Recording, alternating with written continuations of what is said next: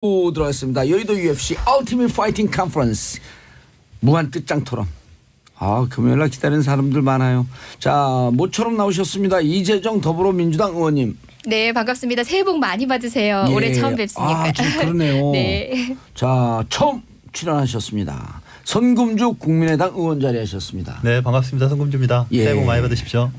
그리고 전 재선, 전 장관, 전 최고, 전직 전문 진수희 바른정당 전 최고. 네, 바른정당의 진수희입니다. 반갑습니다. 무슨 장관 하셨어요? 보건복지부입니다. 몇 년? 한 13개월 했고요. 예. 그때 일 많이 했어요. 그때 현역 의원이었죠. 세비도 받고 장관 월급도 아닙니다. 받고 둘 중에 하나 선택하도록 되어 어느 게 더 많아요? 있었고요. 실질적으로 장관 일을 하고 있었기 때문에 장관 쪽 급여 받았습니다. 예. 그건 또 판공비도 있으니까 그걸 선택한 거죠? 판공비는 제가 전혀 아니에요. 건드릴 수가 없었고. 예. 어느 쪽이 더 많은가요? 아니요, 거의 많죠. 비슷해요. 거의 비슷한데 판공비 쓸 수 있는 그 법인카드, 우리는 특활비가 배정된 부서가 아니었어요. 요즘 한창 문제가 되는. 친이기 때문에 근데 특활비 판공비 카드를 다 우리 비서실 직원들이 저는 구경도 못한 상태에서 그래서 엄청 투명하게 하구나 뭐 그렇게 생각을 했었어요. 네. 그 잘하셨다 이런 얘기죠.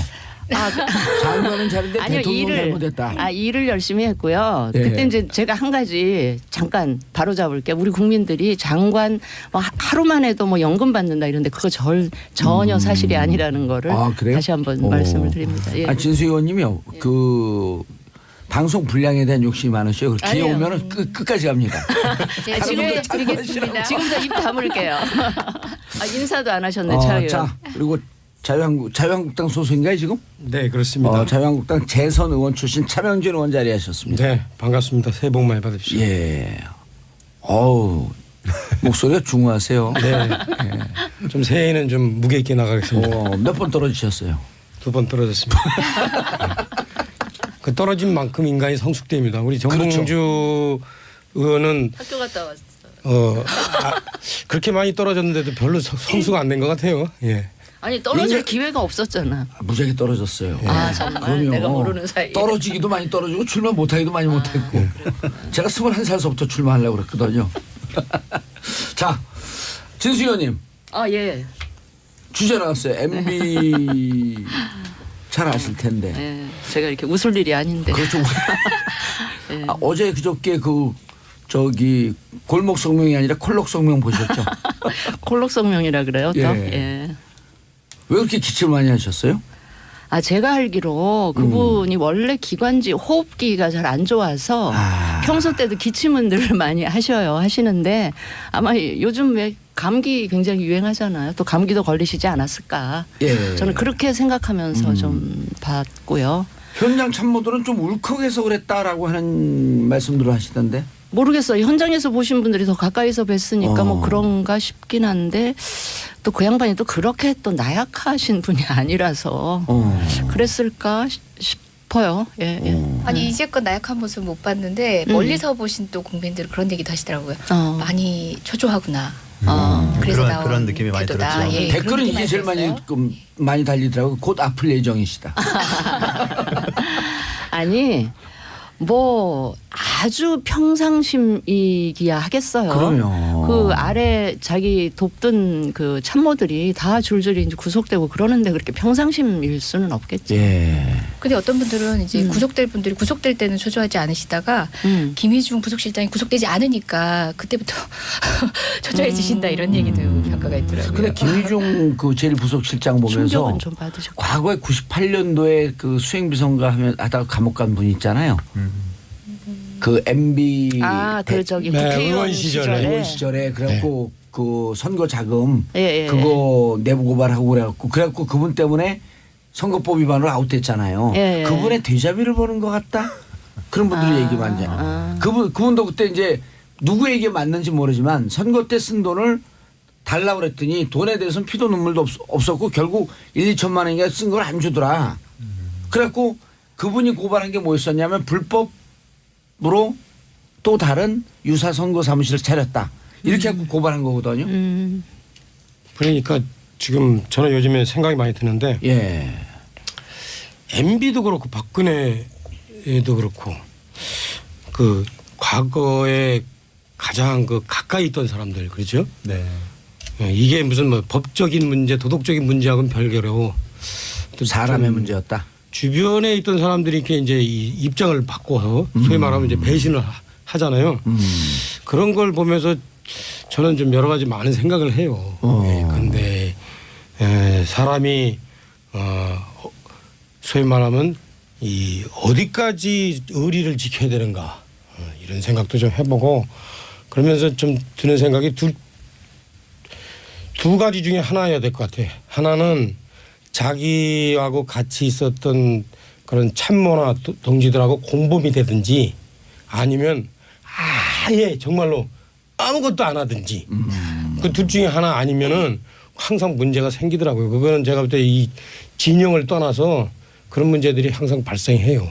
최근에 정두원 의원님이 방송 나와서 예전에 그래도 MB 곁에 계셨던 분이 뭐 왜 이렇게 배신하냐 이런 얘기 많이 듣지 않느냐 했더니 배신은 내가 한 게 아니라 MB가 한 거다 이런 명언을 하셨어요. 저는 명언이라고 평가를 했는데 사실상 MB에 대한 신뢰를 지키겠다라고 선언하고 계신 분들보다 그런 직원이 저는 더 감동적이었는데요.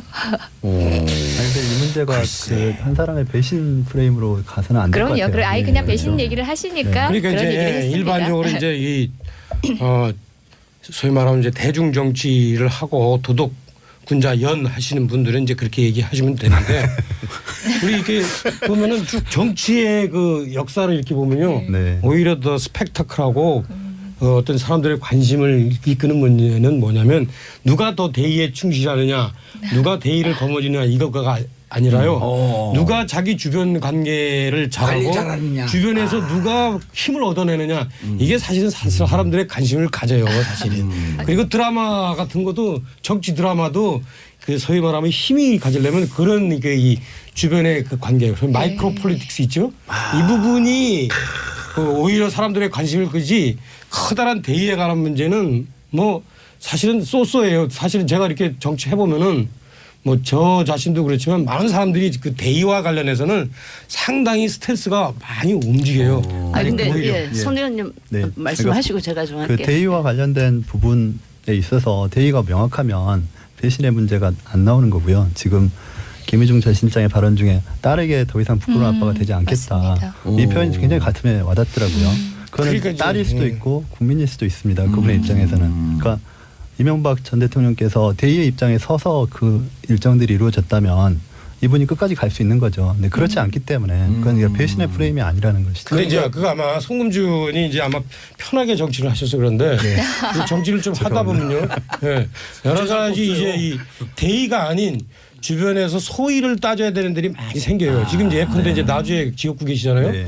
그 지역구에서 예컨대 송금주 의원하고 예컨대 뭐 경력도 비슷하고 네. 외모도 이렇게 출중하고 네. 이런 분이 송금주 의원에게 도전을 했다. 네. 어? 그러면 송금주 의원이 그래 편하게 그래 우리 그 페어 플레이 하자. 이렇게 페어 플레이는 뭐 쌍둥이 플레이 하자. 이렇게 나올 수 있을까? 사실 이게 상당히 복잡한 문제들이 많이 생겨요. 그리고 뭐 참고로 여러 가지 예컨대 이제 자기 그 가정의 대소사 이런 문제가 또 이렇게 얽히고 네. 설키면서 아. 그래서 정치라는 게 그렇게 있잖아요. 그러니까 대의에 충실하면 돼요. 근데 이제 예컨대 제가 아까 저한테 뭐 여기 들어오기 전에 뭐 친 김문수 계열이라고 그러지만 김문수 지사는 어떤 스타일이냐면은 자기하고 아주 가까운 자기 그 비서나 이런 사람들한테도 절대 곁을 안 줘요. 그래서 조금만 차갑다는 비판이 조금만 뭐 있더라고요. 그 구설수가 나오면은 바로 잘라버려요. 대신 자기는 아주 철저하게 자기 주변 관리를 해요. 그러면은 이제 그게 그분한테 이제 어떤 문제가 생기냐? 자신이 입지를 여러 가지 이제 그 뭐 여러 가지 주변에서 이제 뭐 예를 들어 말을 잘못하든가 뭐 경쟁 관계가 있다든가 이렇게 해서 이제 입지가 어렸을 때 자기 도와주는 사람이 없어요. 하지만 잡혀 들어가진 않지. 왜? 잘못한 일이 없으니까. 하지만 거기서 끝나는 거예요. 이렇게 예. 정치라는 게 그런 이 상당히 이게 우리 차 단순하지 않은 의원님이 문제들이 있어요. 잠시 이제 여의도에서 비껴나가신 지가 좀 되셨는데 또 우리 70년대생 우리 송금주 의원님과 저 같은 경우는 그런 걸 조금 아직은 드라마에서 보던 이제 야사로만 듣던 얘기고요. 사실 이제 대의만으로도 승부를 해도 국민이 호응해주고 분명히 그런 분위기가 시작된 건 맞고 국민들도 잘 알고 있는 것 같아요. 근데 이제 제가 한 가지 조금 네. 유감스러운 거는 다 지금 국민을 위해 일하도록 되어 있는 공적 영역에 계신 분들 사이에서 일어난 일들을 마치 그 개인 간의 인간관계, 사람 관리 이런 쪽으로 환원시켜서 자꾸 이야기를 끌어가려고 하는 이거는 사실은 장사미사들 술자리에서나 네. 그런 거를 이야기할 일이지 심지어는 언론이나 이런 공당에서도 그런 이야기를 서슴없이 하면서 그게 마치 그 사람이 잘못한 거냐 이렇게 몰아가는 이 분위기에 대해서 저는 굉장히 유감스럽게 아니, 소수의 마초적 생각을 남성들이 하죠. 그런 걸 좀 즐기고 소비하시는 분들도 없지는 않은 것 같아요. 그러면서 이걸 갖고 뭐 별걸 손대기로 하는 거세요. 아니 이러면서 여러 가지 이걸 관점에서. 이걸 젊은 의인이 정치는 또 배신이니 마치 조폭 집단의 언어로 이걸 치환해서 이 상황을 오. 분석하는 거에 대해서는 굉장히 정확한 유감스러워요. 지적이세요. 네. 오. 그 근데 국민들은 되게 저 이상하게 차명진 보여요. 의원이요. 서울대 정치학과 출신이에요. 정치학과 박사과정까지. 박사 그리고 과정까지만 그러니까 하시면 정치라는 게 아까도 얘기했지만 정치하고 종교하고 차이가 뭐냐면 종교는 철저하게 개인이 벗어난 어떤 그 대의를 갖고 예. 논문 쓰는 하는 분위기. 건데 그래요. 정치인이잖아요. 그 과정에 네. 인간의 오욕칠정이 결합돼 있어요. 좀 좋아. 어머, 좀 좋아. 정도원 의원도 지금 정도원 의원도 있잖아요. 그 지금 많은 분들이 이런 저는 이런 생각돼요. 정도원 의원이 사실이죠. 아까도 뭐 MB가 정도원 의원을 배신했다? 그렇게 보기 어려워요. 정도원은 SD 아시죠? SD하고 파워스트럭을 SD는 뭐예요? 이상덕지. 초기에 청취자들이 권력 초기에 이상득하고 정두원이 하고 이재호 셋이서 3자가 트라이앵글로 권력 투쟁을 해요. 내부 권력 투쟁을 하다가 인수위원회 시절이죠. 예, 거기서 정두원이 밀려나요. 여러 가지 어떤 이유로 인해서 그런 이유로 인해서 그럼 과연 그러면 지금 정두원 의원이 지금 하는 얘기 있잖아요. MB가 잘했어야지. 내지는 말이야. MB는 주변 사람들을 저렇게 관리를 잘못했어요. 이분들도 있잖아요. 전면적인 그런 진리가 아닌 측면들이 있어요. 그러니까 이게 정치라는 게 이렇게 간단치 않습니다. 물론 기본적으로 대의를 지켜야 하나 사람이 대의를 지키는데 한계가 있어요. 다. 예. 어쨌든 저희는 현안 정치 토크하러 왔는데 너무 심오해지고 있어요. 비정치 회담 같기도 하고. 상하고 예. 수준으로. 예, 진행자님. 아니 근데 저기 우리 차명진 의원이 제가 오랫동안 알고 있는데 야사와 잡사이능하고 그리고 대용문고등학교를 나왔어요. 용문고등학교 용문 유명한 출신이군요. 정치인들이 많아요. 지금 사무총장 하는 우상호. 아니 사무총장 국회 김규홍이 거기. 김교웅하고 동기동창이고요. 네. 우상호 임종석의 선배예요. 예, 제 후배들입니다. 예, 용문고등학교. 근데 거기서 뿌리가 있습니다. 현역 잘 나가는 3명 이외에 조금 좀 밀려나 있으니까 좀 감정적으로 이해 좀 해주세요. 아닙니다. 자, 정치 보복이라고 했어요. MB 어떻게 보셨어요, 진수 의원님?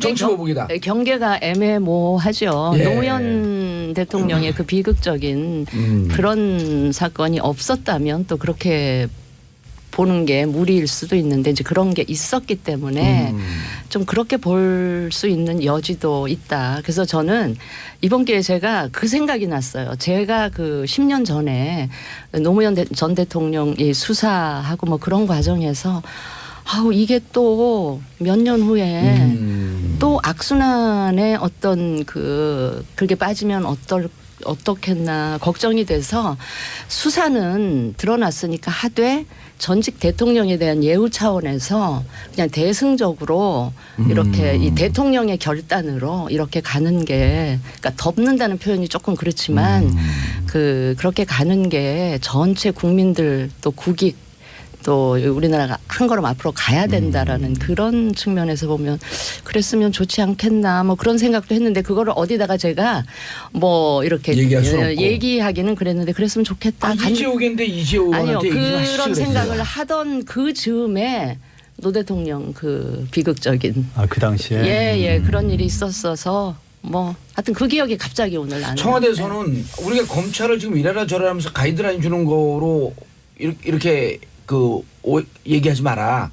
그래서 청와대가 노무현 대통령 문제 끄집어낸 거에 대해서 격하게 저는 믿고 싶어요. 믿고 싶은데 어제 대통령께서 뭐 분노했다라고 한 표현을 검찰은 그렇게 가볍게 흘려듣지를 않을 수가 있기 때문에 저는 이 집권 세력이나 화가 나더라도 좀 쿨하게 이렇게 하고 그 수사를 좀 조용하게 진행을. 당하는 사람은 정치 보복이라고 얘기할 수 있지만 예. 그 집권 세력은 그냥 입 다물고 있어라. 아니 화는 나겠지만 그런 또 반발이 있을 수가 있기 때문에 좀 쿨하게 검찰 수사를 그냥 조용히 지켜보는 해서 뭐 저게 법적으로 위법한 예. 게 있으면 법 절차대로 처리하는. 참고로 제 프로그램에 나오시는 여당은 방청객 모드입니다. 예, 저는 많이 함께 듣고 잘안 갑니다. 줘요. 예, 많이 듣고 있습니다.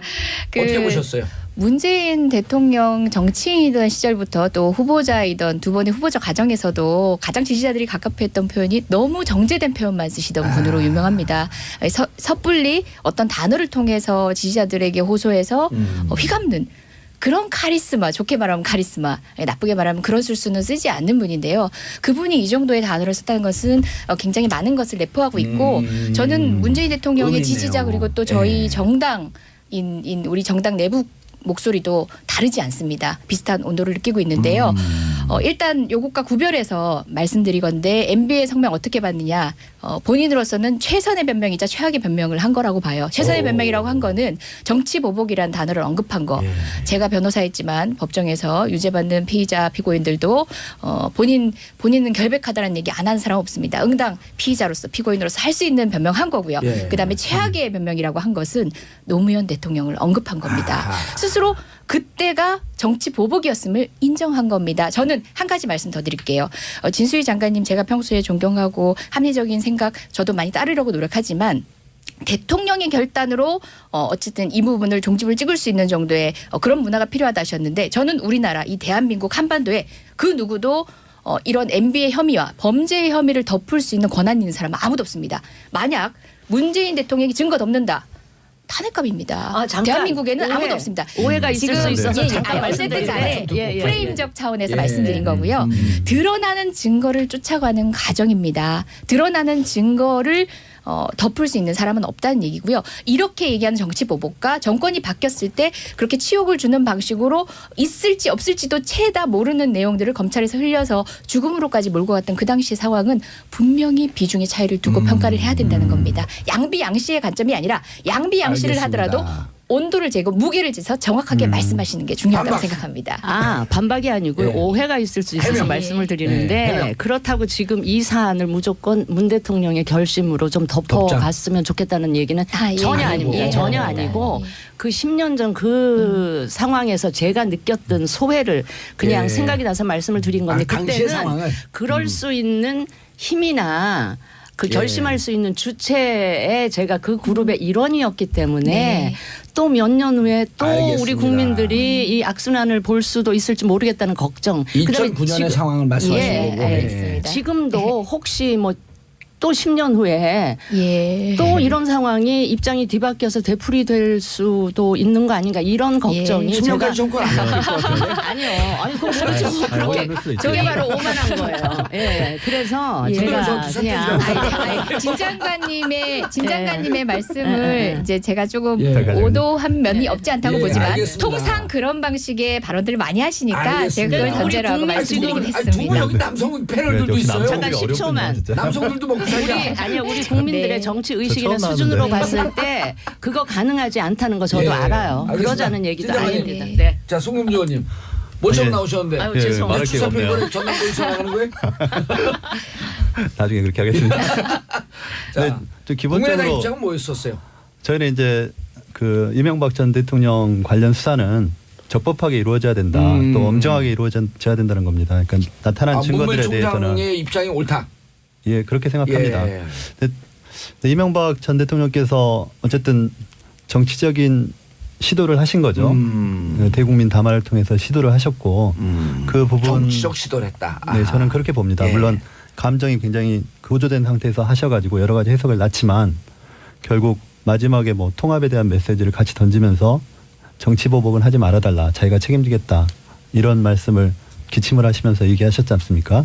네. 기침을 하시면서. 근데 전 중요한 부분은 사실 오늘 그 신문 일면에 나온 기사들이 대부분 그런 겁니다. 그러니까 현 정권과 전 정권의 대결이다. 이렇게 나왔어요. 어제 이제 문재인 대통령 그 뭐 분노 이런 발언들이 아마 그런 대결 국면으로 나가긴 했을 것 같은데 이 프레임을 가지고 가려고 하는 이명박 전 정권의 이제 입장은 반영이 된 것 같습니다. 근데 검찰이 좀 독립적으로 엄정하고 또 적극적인 수사를 하고 빨리 종결지어야 될 사건으로 봅니다. 미국 같은 경우는 트럼프에 대한 수사가 오히려 더 적극적이지 않습니까? 왜 우리는 계속 검찰이 전 정권에 대한 수사를 하는데 좀 더 적극적이고 그런 것들이 계속 정권이 바뀔 때마다 뉴스화되는 것이냐. 어쨌든 드러난 증거에 대해서 독립적인 위치에서 사정기관들이 예. 엄격하고 또 신속하게 수사를 하고 그 결과를 국민들에게 발표해서 진실을 명확하게 예. 하는 것이 필요하다. 어제 문재인 대통령 발언 때문에 검찰이 좀 기울 것 같다라고 진수 의원님께서 살짝 말씀하셨잖아요. 그렇게 보세요?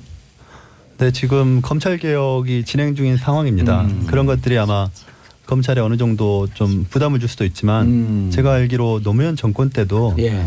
검찰에 대한 개입이 다른 정권에 비해서 최소화됐던 것으로 알고 있습니다. 예. 물론 제가 그때 판사 생활을 하고 있었기 때문에. 그러세요? 네. 오, 그러셨구나. 은근히 깔때기를 한번 팍 쏘셨어요. 아니다. 그래서 손 네. 광고 듣고 넘어가면 안 될까요? 그럼 정봉재 정치쇼 3부 순서 들어가겠습니다. 여의도 UFC 이재종 더불어민주당 의원, 손금주 국민의당 의원, 차명진 자유한국당 의원, 진수희 바른정당 전 장관, 전 최고위원, 전 의원, 전직 전문. 고마해라. 말 묻다. 말 묻다. 자, 정치법 아까 하던 말씀 마무리 지시고 차명진 의원 말씀하시고. 네, 검찰에서 청와대와 별개로 독립적으로 예. 수사를 엄정하고 신속하게 진행을 해주고 그 결과물들을 국민한테 밝혀야 된다고 생각합니다. 그리고 여야 이제 다 받아들이고. 예, 그래야죠. 이제 더 이상 사법기관이나 검찰에 대한 결과에 대해서 계속 정치적으로 이용하는 형태가 반복돼서는 안 된다. 예. 이런 입장입니다. 판사 몇 년 하셨어요? 9년 했습니다. 9년이요? 일찍 고시에 아닌데 패스하셨네. 저도 몇 개 했습니다. 군대 갔다 오고 해가지고. 군대 갔다 오셨어요? 네. 그러셨구나. 차명진 의원님. 정치보복. 예, 이거는 제가 볼 땐 이래요.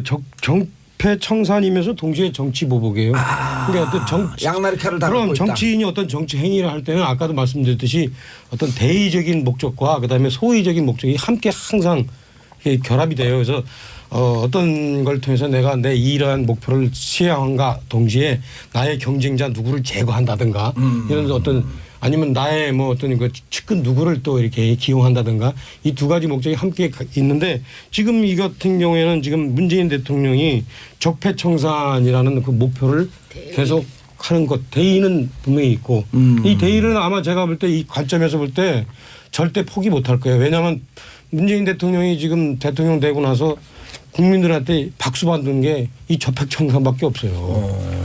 또 원전 폐기부터 시작해가지고 하다못해 저 평창올림픽 한반도기까지 도대체 국민들의 지지를 받은 게 하나도 없어요. 그러니까 계속 본인이 제가 볼 때는 그만두고 싶어도 그만둘 수 없을 거예요. 적폐청산은. 그래서 아마 MB를 끝까지 밀어붙일 겁니다. 그다음에 또 하나는 이제 이 정치보복 이 문제는 뭐 본인이 그 과거에 이 노무현 대통령 비서실장 했을 때 당했던 여러 가지 어떤 사적인 생각 뭐 그런 것이 MB에 대한 어떤 그 응어리인 것 이런 것이 또 동시에 작용하기 때문에 이것도 또 멈출 수 없을 것 같다. 그래서 제가 볼 때는 아마 끝까지 간다. 그런데 그렇다고 해서 이게 또 문재인 대통령이 지시한 거냐 안 거냐 아닌 거냐 이게 논쟁하는 것도 참 치졸한 거예요. 정치는 그렇게 안 해요. 지시한 거냐 안 한 거냐 그 논쟁하는 게 치졸하다. 네, 그렇게 안 해요. 정치는 딱 윤석열이라는 사람을 저기다 갖다 놓으면은 어떻게 하겠다라는 거를 다 알아요. 이 정치인이 갖고 있는 가장 큰 장점이에요.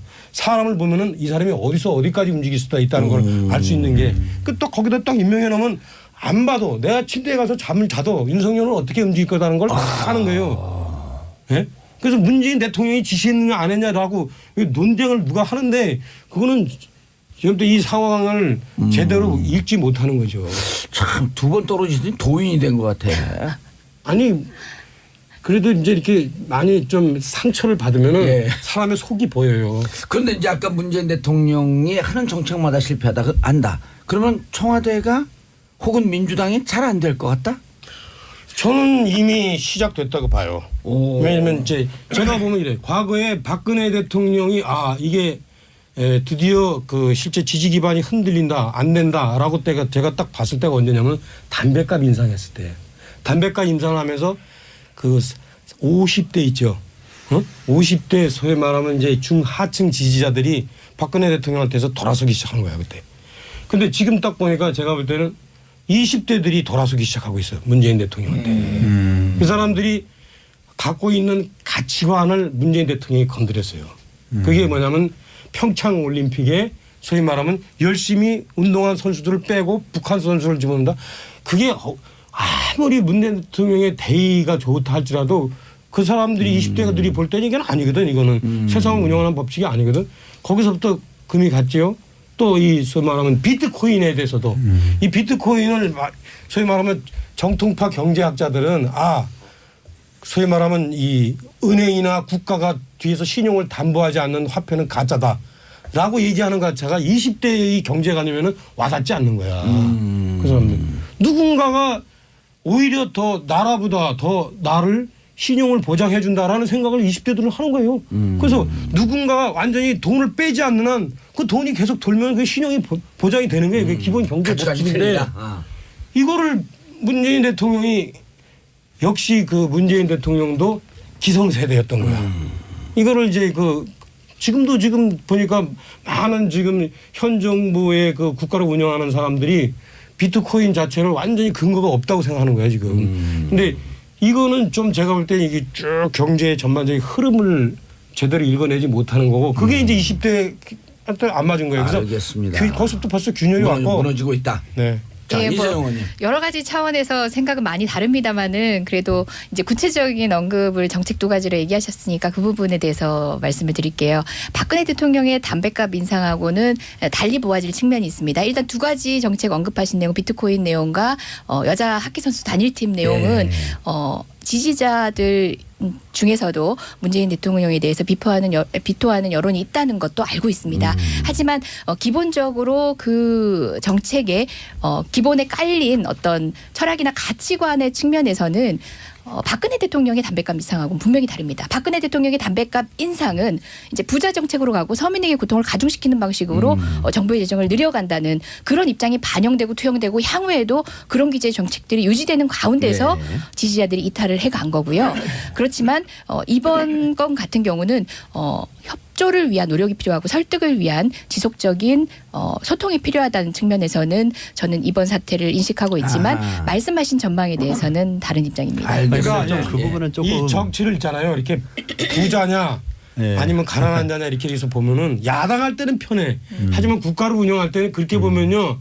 필히 아마추어라는 소리 들어요. 지금 가난한 사람 중에서도 최저임금을 그 인상을 당해야 할 아르바이트와 또 그 최저임금 때문에 가게 문을 닫아야 될 소상공인 이게 이해가 대입되고 있는 상황에서 거기서 한쪽 편을 들었다. 사회 갈등 구조가 얼마나 복잡한데 단편적으로 제가 간단히 정리를 들어왔어요. 네네.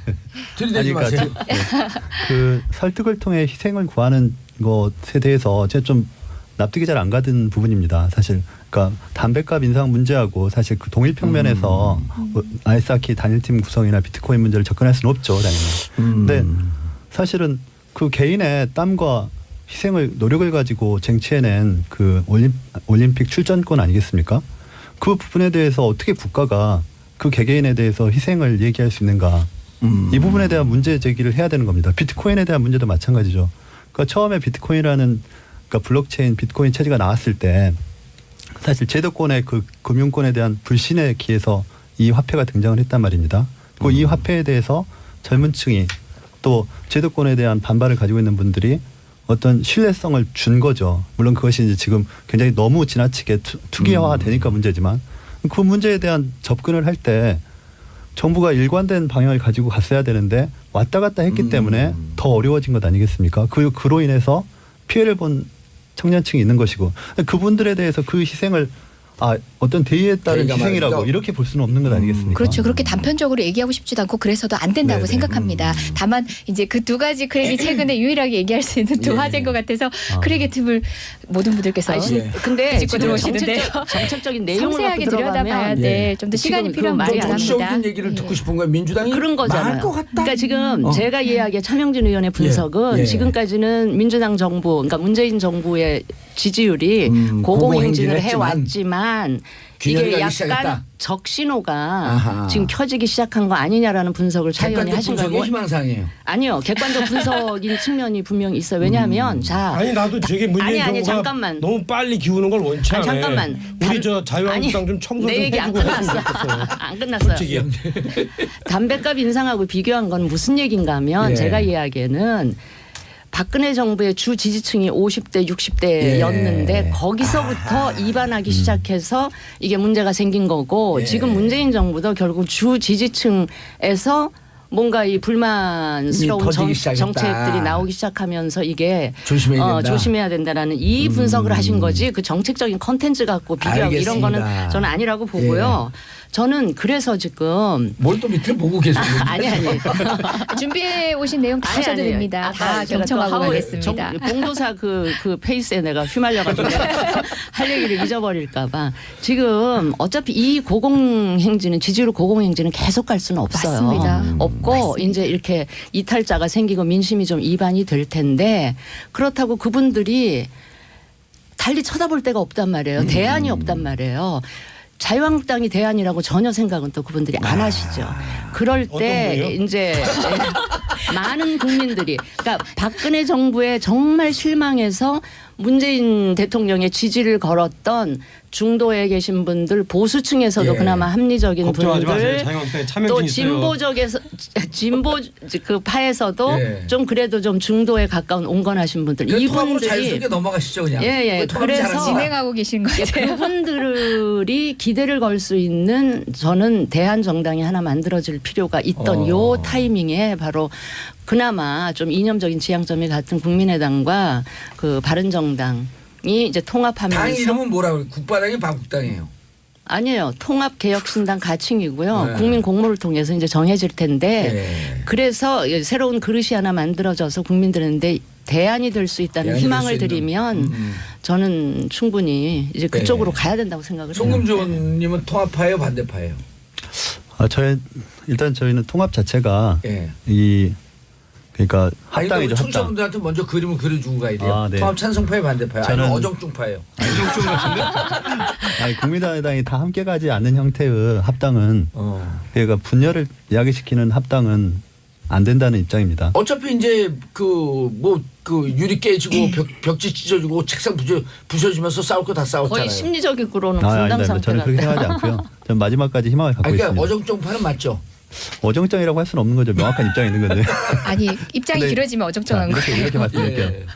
저는 그러니까 이 통합을 위한 합당이라고 말씀하시지 않습니까? 저는 새로운 시도는 긍정적으로 봅니다. 그러니까 대한정당이 필요하죠. 예. 그리고 4.13 총선에서 지지를 보내준 국민들의 의사도 그렇죠. 그렇다고 봅니다. 다당제를 그러면 선택했으니. 바른정당 그리고 국민의당의 그런 합당이 그 대한 세력으로서 경쟁력을 갖고 있느냐의 문제 아니겠습니까? 저는 좀 이 진행되는 절차에 대한 제가 불만이 있는 겁니다. 그러니까 이 국민의당에도 다양한 스펙트럼을 가지고 있는 의원들이 있고 바른정당에도 그렇습니다. 그럼 이분들이 합당을 하는 과정에서 그런 서로의 좀 다른 부분들을 논의하는 과정들이 더 적극적으로 있어야 되는데 이 통합 과정이 어떤 안철수 대표 그리고 유승민 대표 두 사람의 결합에 더 집중이 돼 있다는 겁니다. 그러다 보니까 통합 반대하는 분에 대한 설득 작업이 부족하고 특히 4.13 총선에서 안철수 대표와 함께해서 정치권에 들어온 많은 초선 호남 의원들이 있거든요. 또 그분들에 대한 설득 또 호남의 유권자들에 대한 설득이 부족하다는 것이 제가 문제를 삼는 것이고요. 유승민 대표에 대해서도 사실 좀 불만이 많습니다. 그런 부분에 대해서. 지금 합당으로 가면서 새로운 시도를 하는데 자꾸 보수 얘기를 한단 말이에요. 과거 얘기를 자꾸 하고 있어요. 통합 반대파들을 정리해달라. 무슨 자격에서 유승민 대표가 그런 얘기를 합니까? 그래서 그런 부분들이 지금 계속 이 합당 과정에서 어떤 허들이 되는 것이고 그것들을 해결해 나가는 과정으로 보시면 됩니다. 저는 아직까지 그런 예. 것에 여지가 희망을 갖고 남아있다. 있고 여지가 남아있다. 충분히 진행해 나갈 수 있다. 예. 제가 바라는 것은 바른정당에 우리 진수 의원님처럼 어떤 그 가치를 가지고 탄핵 정국에서 함께했던 젊은 의원들입니다. 그 의원들이 중요한 것이지 유승민 대표라는 하나의 상징성이 중요한 건 아니거든요. 자유한국당을 뛰어넘는 대안 세력이 될 수 있다. 하여튼 뭐 저는 자유한국당 소속이지만 줄기차게 이 국민의당 바른정당 통합을 통한 대한민국 정치의 그 중도 정당의 탄생 예. 이런 것이 필요하다 어허. 이런 생각을 해왔고 어허. 그것을 공개적으로 천명해서 사실은 자유한국당에서도 저에게 별로 안 좋은 소리 하는데 예. 그럼에도 불구하고 이제 좀 제가 우려스러운 것들이 있어요. 그게 뭐냐면 하나는 이 지금 송금주 의원 얘기하시듯이 좀 그래도 상대적으로 좀 젊은 분들인데 이 통합에 대한 고민이 너무 없어. 뭘 하고자 하는 통합이냐에 대해서 대한민국에서 이 소위 말하면 중도라는 도대체 뭔가 충분히 나왔는데 이런 부분에 대한 고민들이 없어요. 그래 예. 없고 그저 이 서로 네가 먼저 나가라 내가 먼저 나간다 뭐 이런 식의 얘기만 있고 그래서 좀 안타깝다. 통합은 찬성하지만 대한 세력으로서 크게는 너무 성찰이나 이런 주장에 대한 분명한 입장이 없다. 네. 그다음에 이제 또 하나는 제가 볼 땐 이래요. 한국 정치가 오랜 역사가 이게 양극단이 예. 이제 이렇게 서로 공존하는 그런 정치이기 때문에 아마 이 중도 통합 정당이 합치기도 그리고 합쳐서 살아남기도 쉽지 않을 거예요. 상당히 힘들 거예요. 아마 제가 볼 때는 어떻게 보면 이제 국민들이 보기에는 지금 뭐야 왔다 갔다 하는 거 아니야? 회색 아니야? 이런 식으로 이제 비춰질 수 있는데 예. 그런 부분들이 아니고 중도란 이런 거다라는 것들을 좀 국민들한테 얘기해 줄 수 있는 자기들 나름대로의 어떤 고민하는 모습 이런 것들은 하나도 안 보이고 막 서로 그냥 낙인 찍고 나가 뭐 너 나가라 뭐 이런 식으로 뭐 그런 식으로 얘기하는 것이 좀 안타깝다 이런 생각이 들어요. 아니 근데 알겠습니다. 중도에 대한 입장이 없다.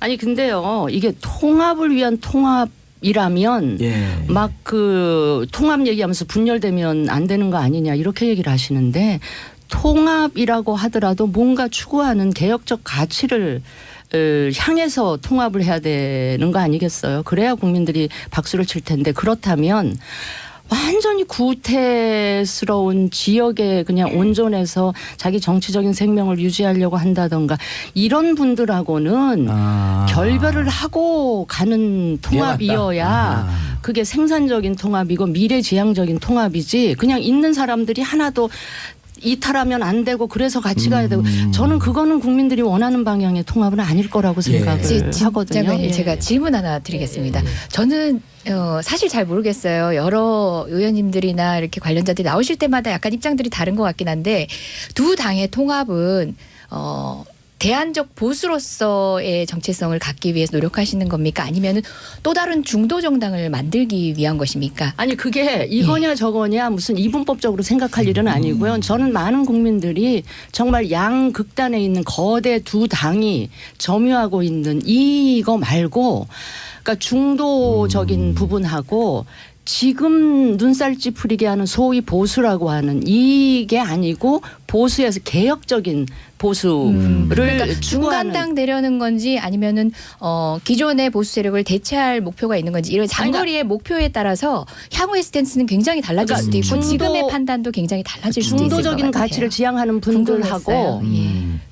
보수에서 좀 보수가 개혁돼야 된다고 아, 생각하는 그러니까- 사람들이 예. 하나 한 몸이 이거 왜 될 수가 없어요? 진수희 네. 최고 얘기하는 거 들어보면 자기들도 자기네들 정책성을 가지고 있는 거야. 아니 아닙니다.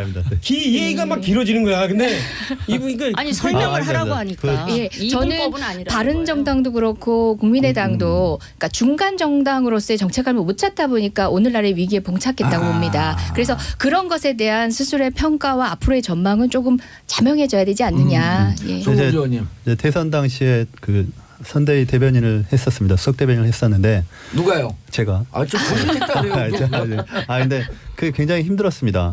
그러니까 아까 말씀하셨는데 그 양 극단에서 적대적 공생관계가 시작된 거죠. 그 문재인 후보 또 홍준표 후보 사이에서 그러니까 서로 띄어지는 시소 게임 속에서 중간에 있는 그 안철수 후보의 입장이 굉장히 어려워지는 거죠. 근데 물론 앞으로도 중간지대에 있는 당의 입장에서는 어려울 겁니다. 근데 이제 말씀하신 것처럼 보수와 중간지대의 결합 단순한 그런 개념으로 들어가는 것이 아니고 제가 아까 말씀드린 것처럼 이 만약에 합당이 된다면 이 합당을 안철수와 유승민의 합당으로 보면 안 된다는 거죠. 저희가 말씀드리는 것은 바른정당의 그 탄핵을 같이 했던 개혁적인 젊은 의원들 마찬가지로 민주당의 그 중도를 지향하는 중도 또 개혁 세력들 그걸 함께 담는 그릇이 되는 것이지 어떤 보수를 대체하는 대안 세력이 된다 그렇게 생각하지 않는 겁니다. 알겠습니다. 그런데 전망은 전망은 저로서는 희망 섞인 전망을 할 수밖에 없거든요. 왜냐하면 원내대표 단체 돼야 안 돼요? 저는 된다고 믿고 있고요. 현재 거대 양당의 그 적대적 공생관계 끊임없이 정쟁을 하는 그 얘기는 충분히 그거에 하셨으니까. 피로감을 느낀 국민들이 당장 그 일상적인 삶의 고통을 느끼고 예. 우리 사회가 안고 있는 수많은 문제들 지금 문재인 정부 하는 거 보면 그 사람들이 느끼는 삶의 고통이나 우리 사회가 안고 있는 그런 여러 가지 문제들 제가 일일이 나열은 않겠습니다만 그거를 해결할 수 있는 능력이 과연 있는가 하는 지금 이제 물음표를 지금 점점 갖기 시작하는데 예. 그분들의 그 민생과 관련한 문제를 우리가 좀 해결할 그럼 자유한국당도 대안이 될 수는 없다. 대안이 될 수 없다는 거는 이미 저는 그거는 평가가 근데 지난번에 일어났다고 생각하고 그러면 충분히 저는 할 수 있다고 봐요. 예. 예. 지난번에 예산 때 국민의당이 했던 행동을 보면은 점점점 저는 소멸될 것 같아요. 국민의당이 그때 뭐 두 당이 합해서 소멸된다? 어떻게 되냐면 그 당시에 소멸될 국민의당이 거예요. 예산 때 어떤 태도를 취했냐면 민주당 여당 안 하고 야당 한국당 안 하고 가운데 숫자를 이렇게 절충해 가지고 이렇게 정했거든. 근데요, 그게 어제 중도가 아니거든. 어제 근데 통합선언 하고 나서 예. 일제히 모든 당이 비판적인 그 비난하는 성명을 냈는데 제가 그걸 보면서 보통 그런 일이 있으면 의례적으로라도 그냥 영혼 없는 덕담이라도 한 영혼 없는 덕담이라도 말이라도 하는데 일제히 그 비판적인 성명을 하는 거 보고 야, 이 당들이 좀 긴장하고 그러는구나. 특히 자유한국당. 아니 저는 제 그런 입장 생각을 물어보면 했어요. 아무 얘기 안 하려 그랬는데 예. 국민의당 내부로 나온 의견만 인용해봐도 보수 패권 야합 통합 촛불혁명 거부 반역 평화개혁 세력과 대결하려는 반민주적인 시도 이거 국당 내부에서 나온 거예요. 아니 바른정당 내부에도 마찬가지일 그분들 있잖아요. 텐데 통합 반대하시는 극렬하게 이분들은 예, 그게 내부의 아니 목소리고 저는 그런 함께 생각이 같은 들어서 정치적 이분들은 길을 가던 민주당을 분들의 향해서 목소리죠. 우리 좀 예. 데려가 달라라는 그런 아유, 그분 너무 간절한 모욕적이시겠는데? 호소라고 저는 들었어요. 아니 저는 그렇지 중요한 지점은 맞지 이 뭐. 두 당이 소멸의 길로 가게 된 오늘날의 이 시점에서 이런 고민까지 하게 된 건 뭐냐면 극단적 중도주의자예요. 아까 차명진 의원님께서 극중주의자? 극중주의자는 뭐냐면 이쪽에서는 사형제 찬성, 저쪽에서는 사형제 반대하니까 극중주의자는 그걸 반만 죽이자, 절충주의라고 절충주의. 반만 죽이자라고 얘기합니다. 그러니까 가치가 부재하면서 스스로들도 헷갈리신 거죠. 통합 과정에서 지금 햇볕 정책 계승 가지고 얼마나 지난하지 않았습니까? 그게 바로 스스로가 가야 할 길에 대한 스스로의 자신감이 없기 때문에. 근데 좀 저는 보시죠. 그 소리는 조금 좀 보시죠. 좀 앞으로. 예, 예. 어디야 그 당에 또 중도파가 있어. 어정쩡파. 아니 저는 긍정적으로 보고 있습니다. 뭘요? 통합이 안 될 것이라고 하는 걸? 합당하는 아닙니다. 합당하는 절차에서 죄를 충분히 부려셔야 서로 안고 갈 수 있지 않을까. 당이 깨지는 일까지는 발생하지 않을 것이다. 이미 친합당으로 또 바뀌었네. 저는 지금. 그렇게 보지 않습니다. 아니 제가 말씀드리는 것은 분열하지 않는 합당이 돼야 되는 것이지 분열을 낳는 합당에 대해서는 반대하는 어려워요. 것이고 서로 그렇게 자, 욕을 하고 그리고 어떻게 아닙니다. 제가 딱 2년 됐습니다. 정치권에 입문한 지. 판사 9년에 정치권이 아니, 판사 9년 하고 지금 이제 한참 로펌 무르르 변호사로서 때려요. 한참 일을 하고 들어왔는데요. 그 정치권에서 말씀하시는 메시지들이 사실은 항상 바뀌시더라고요. 그래서 저는 충분히 2월 4일까지 기대를 걸어보고 있고 2월 4일 전당대회까지. 네네. 전당대회는 치러질 것 같아요? 지금 상목 전당대 이런 거 말고. 분위기상으로는 치러지지 않을까 이렇게 생각합니다. 그러니까 그 과정에서 얼마만큼 설득을 하고 이해를 하느냐의 아니 문제인 것 23개 같습니다. 지역에서 동시 전당대회 한다는 거 아니에요? 그 방식에 대해서는 저도 좀 이견이 많이 있는데요. 예. 어쨌든 그 뭐 당 지도부에서 그 방식으로 끌고 가는 것 아니겠습니까? 그래서 그 절차까지는 계속 진행될 것이고 그 과정 속에서 절차적인 그런 부족함에 대해서 얼마만큼 서로 논의가 될 수 있느냐 이런 그게 부분이 시대 변화에 필요합니다. 맞는 방식 아닌가요? 요새 전당대회 한다고 어느 한 지역에 체육관에 다 몰아넣고 하는 것보다는 왜 그게 온라인 전당대회로 하지? 그럼 그게 저기 선관위에서 뭐 허락 안 해준 것도 있잖아요. 온라인 전당대회는? 뭐 K보유팅인가 그걸 예, 그거는 허락을 안 해줘. 애초에 검토하지 말았어야 될 겁니다. 전자인증이라는 것이 이미 그 전제로 돼 있는 것이기 때문에 예. 아마 그 초반에 검토하는 분들 제 관여를 안 해서 근데 좀 오류가 있었던 것 같고 어쨌든 지금 중도 정당의 필요성은 말씀하시지 않습니까? 물론 그것이 절충주의에 불과하다 또는 극중이다 이런 비판도 있지만 지금 필요한 거는 사실 우리 사회의 여러 가지